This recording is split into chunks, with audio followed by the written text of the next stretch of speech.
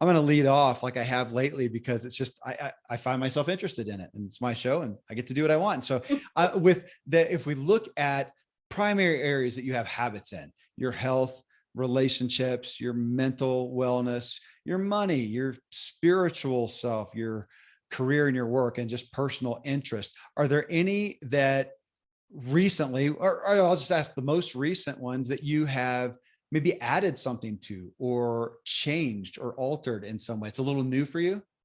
Yeah, yeah. I would say probably the physical fitness part of Okay. it.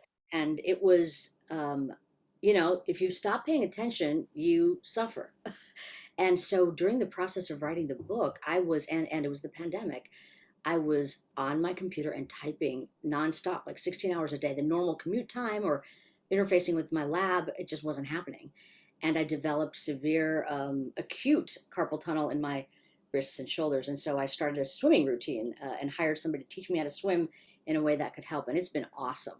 But it, Wow. it took me getting to that point to be like, you know what? Yeah, of course. If you just ignore your body, it's gonna say, hey, pay attention. So I, that's been a new fun thing that I've been able to do. And I live in Florida, so it's easy to find time to swim every day. that, do you swim in the ocean or you hit a No, pool? You no, got no, lots of pool. pools. Okay. Yeah, pool.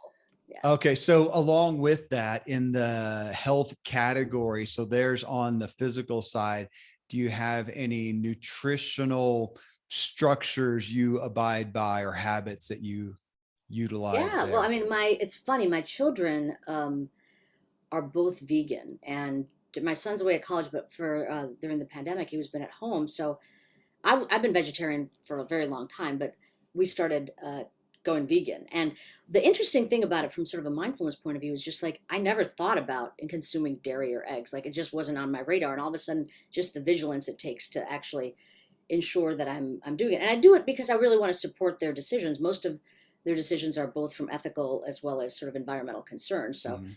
I was going to be respectful of that, but that was a new one. And I'll have to say, I have started introducing cheese back into my life because I really missed it. But yeah, that was something that happened over the last, what, 18, 19 months. Yeah, if you're going to be vegan, you have to be talk about that right there is a mindfulness exercise.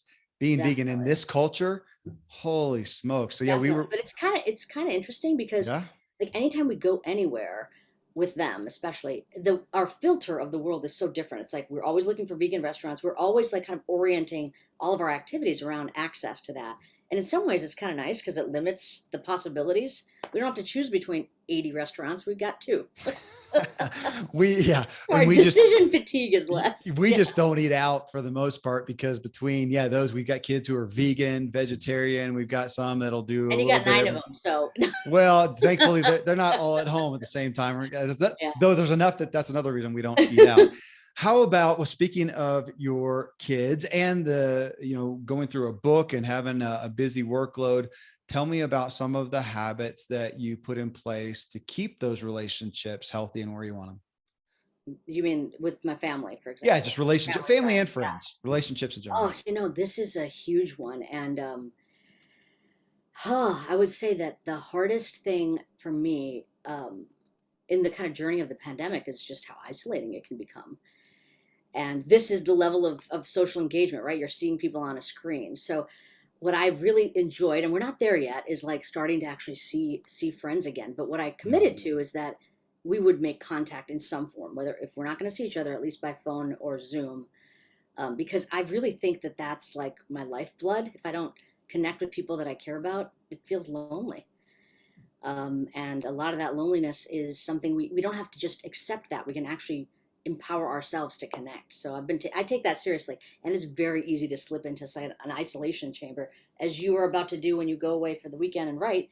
It's like you just want people to leave you alone, but you realize like if you do that, you're missing out on actually the buoyancy of your life. So allow some period of social engagement. In fact, encourage yourself to do it even if you don't want to. That I was writing about relationships, and it Yeah. occurred to me, if I woke up one day, not some dystopian weirdness, but life is there, but there's nobody here. It's just me. I'm done. What's the point? I just, it just that hit me because I Right. can tend to be introverted and with such a Right. big family, want to go into isolation, but I have no purpose outside of my participation with people. Well, So and I that's hear you. our greatest sources of joy are through the connections we have. So we don't want to Yeah. miss out on that, even though they Mental. can drive you nuts. They can sometimes. That's true. And me, them as well. Like sometimes there's a few of them might be glad that daddy's going away for a little bit. Uh, Mental is the next one. And of course, we talked about in the first show together, so much of your work is right here. I mean, that is your focus. You live and work in this area of mental well-being and being mindful. But so I'm going to put it to you personally. What are some of the personal things then that you do on a given day Yeah. for your mental? Yeah. So I practice mindfulness meditation at least 12 minutes a day. And that is usually in the morning time, like kind of part of my routine. And that tends to work best for me. It's like kids out the door at school, I can actually have some quiet time. And it's a great way for me to start my day, but I don't put a lot of time demands on it, only 12 to 15 minutes a day. And that really helps me. And oftentimes I'll almost like treat myself and do like a double practice, which sounds kind of weird, but I have to, I'm time pressured. I don't have a lot of time, but on a Saturday, I might do like a little bit of a longer practice. And it's funny. We know from our research, by the way, that the more you practice, the more you benefit. So it's 12 minutes is just the threshold to get benefits. Yeah. And you can extend beyond that. So I never thought that I would enjoy it, but I actually really benefit from it. Uh, Not just the kind of benefits that we've been talking about through the show, but um, it's like time to just be alone and be quiet. Do you have any definition or label that you give it? Because when these day and age, when we talk about meditation, mindfulness, a lot of people will attest to, oh, I do this style, I do this app, I Well, do that's this. that's exactly what I talk about in the book. I give four different practices that have in common, and I said the form of meditation. To me, meditation is just engaging in specific mental practices to Okay. cultivate certain qualities. Like it's just a thing. It's been part of the world. So it's like you do this, this happens. Mindfulness meditation is cultivating the mental qualities of present centeredness. And why do we do that? Because why is that important? Because our mind tends to wander 50% of our waking moments. So it's mindfulness meditation that I'm doing. And the way that I practice it is pay attention to breath related sensations. When your mind wanders, gently return it. If you don't like that, do a walking meditation. If you don't like that, do a body scan or just mix it up. But what I do in the book is actually give people guided practices with little instructions so they can start on that, and to not think of it as clearing the mind, not think of it as deep breathing, but as exercising attention. Well, I like that terminology. I wrote that down. Present centeredness. That's great. That's what I often suffer from not having. You're not alone. Thanks. Thanks. How about money, finances, any habits that you've employed along the way specifically? Mm, Just make sure you have no, some. I just want to make sure I have some. Yeah, Yeah. Yeah. That's fair. And I would say yeah. that's I'm pretty always, I'm pretty straightforward when it comes to that. Yeah. yeah, I am too. My financial habit is make some money. How about on the spiritual side, which interestingly, as you know, so many people would lump in with well, I say that and I'm by proxy putting a bias on that, but they would lump that in with mindfulness. I Yeah. feel like you have separated that out some so that Well, people don't get I bogged mean, down in it. I would say I was allergic to the concept of meditation as spiritual from a Yeah. rigorous neuroscience point of view. But I've come to actually kind of embrace this notion. When I think of what spiritual means to me, it is connecting with something bigger than me. And Yeah. so it could mean, we have beautiful nature around. To me, that's a spiritual practice. Going in and having these, this whole other kind of practice that we haven't even talked about, which is not about focusing, but it's about open awareness, it's called. Going into a forest or actually by our house by the ocean and doing that to me is what a spiritual experience is now. It's deeply connecting in a different way. Well, unpack that real quick. Okay. Yeah, What please. part? The openness, you said it, that's something Yeah. we haven't talked about. So it isn't, and it's part of the practices that you can read about in the book. But um, this term I used in the last part of our conversation, meta awareness, which is having an awareness of the ongoing content and processes in our mind. What does that mean? It means that you're not going to cling on to anything. You're just going to allow things to come, like kind of like a cloud passing in the sky, mental content comes and it goes away. And you're not trying to hold on to a moment. You're not trying to push a moment away. You're allowing it to be.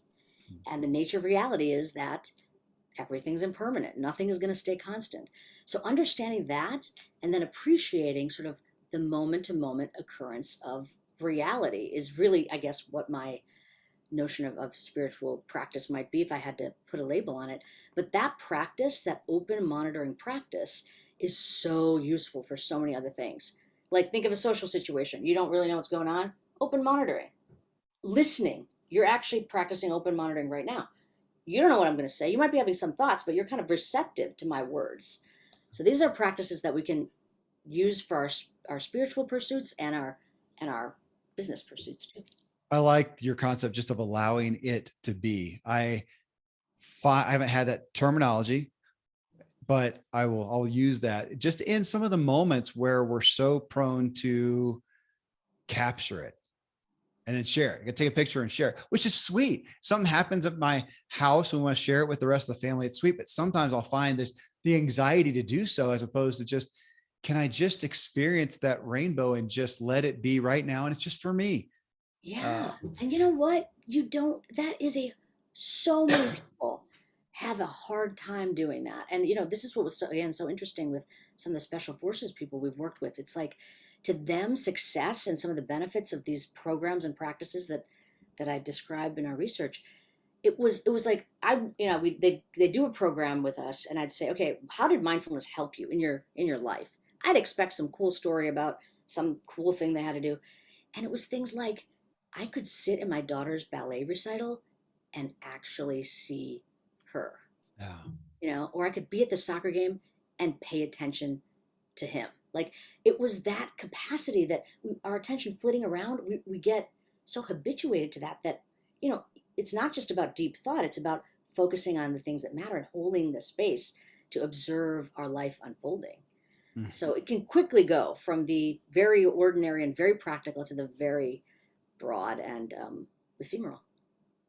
Next one is career and business. So when we look at your vocational life, what are some of the day-to-day habits that you rely on to keep it on the path you want it? Oh, well, I mean, I've run a lab with a dozen more plus people, so they help with that. But it's having a routine, having structure, Yeah. having regular meetings, and going back to that executive functioning and juggler, Mm. remembering that I don't have to do every task. In fact, it's a disservice for me to do the tasks because I have to be the juggler. So if I get sucked into a task, I will drop other balls. So to kind of keep that perspective of make sure I never forget that my job is as a leader to guide and ensure that the individuals doing the thing that they're doing are best guided to do so. Last one's personal. And this one, Amishi, falls into self-care is a great umbrella, but I also within there always want to throw in the idea of if there's play, if Ah, there's yeah. if there's fun, if there's hobbies or certain interests that you invest in that just make you the joyful you. Oh, God, yeah. And that is, again, so important. Just like you were saying, the going for a walk and letting yourself think can be a source of joy. For me, it's like it's actually disengaging entirely from like that way of making my mind. I like to make stuff with my hands, whether it's jewelry with my daughter or little clay things that are pieces of art and music. Mm. I happen to really like electronic music, so that's the kind of music I like. Yeah. House music, and those things actually take me in a different direction. Kind of keep these circuits offline, so I can enjoy my brain in a different way. Yeah. Oh, beautiful. Well, hey, thank you. That's Thank what I'm you. looking Yeah, for, how Amishi works. And I think it helps to engage with your work too. And just again, thank you for the time. Thank you for the insight. Thanks for sharing with us. absolutely.